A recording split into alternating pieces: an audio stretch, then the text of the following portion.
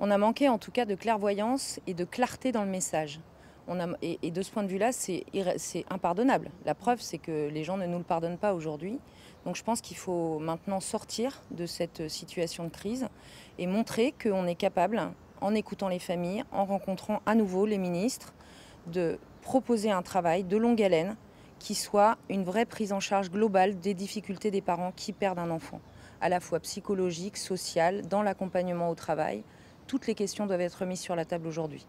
C'était ça l'objet, hein. Évidemment, on se doute de la proposition de loi, mais qui a été symboliquement, évidemment, ça a été très difficile à entendre pour les gens qui ont été confrontés à ce drame. Je pense qu'effectivement, quand on n'est pas assez clair dans les messages, eh bien, on voit bien que les Français n'arrivent pas à comprendre ce qu'on fait.